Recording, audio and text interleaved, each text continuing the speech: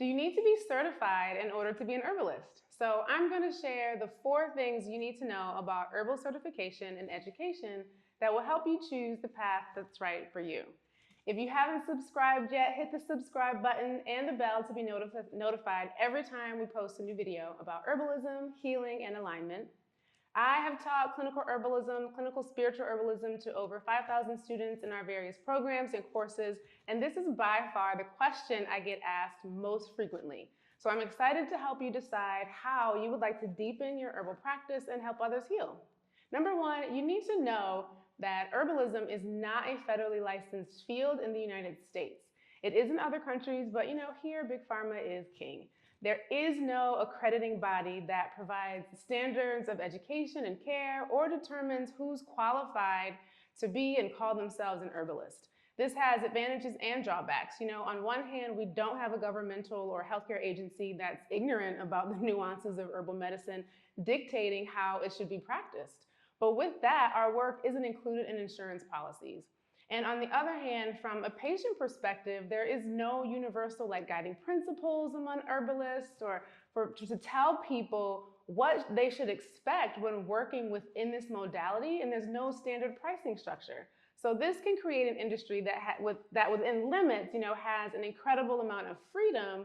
But with that said, you pursuing this work, you have to establish your own integrity and really figure out how you're going to practice. Number 2, so what do certification programs you see out there, like mine, Herbal Medicine for the Soul, what do they offer?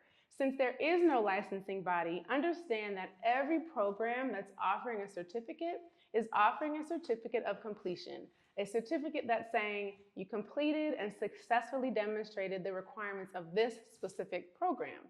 Some people find this valuable, some people don't. If it's important to you, I think that having a certificate demonstrates to your clientele that you'll be working with that you are a serious student of this work, and this sets you apart from the folks who attended Google or YouTube University or did some 2-hour or 2-day course and suddenly they're doling out health advice. That's really dangerous. Those people are not qualified, certificate or not. So I would love to be able to tell you that all certificate programs or even herbal programs are the same or offer the same level of training, but they simply don't. And remember that certification doesn't necessarily translate to skill, confidence, or capability. Herbalism requires integration and embodiment of this work, and only you know when you're there. Comment below and let me know if certification matters to you and why. So number 3, that leads us to this next point, which is, if you want to work professionally in this field, what should your herbal training consist of? And here's what you need to understand, that as an herbalist, you are not just an herbalist. You are not someone who just knows plants. If you want to just study plants, go study botany, go study plant biology, but herbalism is about the relationship, the connection, the interaction between plants and people or plants and animals, if you're working with our furry friends, which is a thing. Understanding herbs is complex all by itself. And to your ever-growing knowledge about plants, you're adding your understanding of the body, the many layers of disease and disease progression, and the complexity of the being, the person, and the understanding that everything in someone's life contributes to one of 2 things, their illness or their wellness. So just as an herbalist, you can't just give someone a formula and say, go forth and prosper, if you don't understand the importance of the following factors: diet, nutrition, and supplements, movement, trauma, someone's mindset and self-talk, their emotional baseline, their personal beliefs about healing, their health goals, body type and constitution, someone's capacity to care for themselves and what hinders that, relationship dynamics, work and their everyday responsibilities, hobbies, and if they have, creative or playful outlets, their living environment, their emotional connection to physical conditions, symptoms, medical diagnoses, surgeries, hospitalizations, medications, medical history, lab results, the list goes on. As an herbalist, you're also a researcher. You're a teacher, a coach, a student, a medicine maker, perhaps even a manufacturer. You may also be a gardener, farmer, cultivator. And that's not to mention the personal practices that you Because it's not a licensed field, you have the freedom to add to your work, like Reiki or other energy healing practices, massage, crystal therapy, homeopathy, yoga, dance, doula work, and astrology. I teach medical astrology inside our program because I love it. It's accurate and it helps people become more aware of the fact that the conversation that's happening within is what is being expressed in physical imbalance. And of course, there's the growing population of licensed practitioners like doctors, nurses, psychiatrists, and therapists who are studying herbalism and incorporating it into their work. To give an example of why this information is important, if you're working with someone who isn't sleeping well, you want to know why. It's likely a number of things. It could be because they are stressed about work, or maybe they play a violent shooter game right before bed, or maybe they experience incontinence or sleep apnea, or maybe they are on a medication that disrupts their circadian rhythm. There are so many things that contribute to every physical condition. So simply giving them your tea or your tincture blend, it's helpful, but it's only one slice of the pie. And without understanding what factors are contributing to their disrupted sleep or whatever the issue is, you could actually end up making the medicine that's more harmful than helpful. So at the very least, you need to know how to ask the right questions so that you can choose the right plant formulation and then go steps further so you can couple your herbal medicine with resources, tools, guidance on addressing those factors that are contributing to their condition. It doesn't mean you need to be the expert on all things because that's impossible. But remember that, herbalism at its core is about addressing the whole person.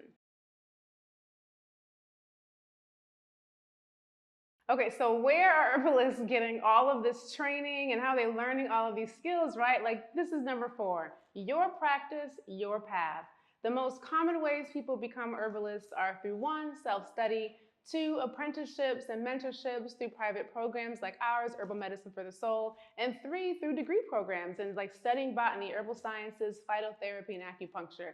There is no right or wrong choice here. One key point that I want to emphasize for you is that no matter where you choose to study, you're always, always, always going to need to study more and learn additional skills.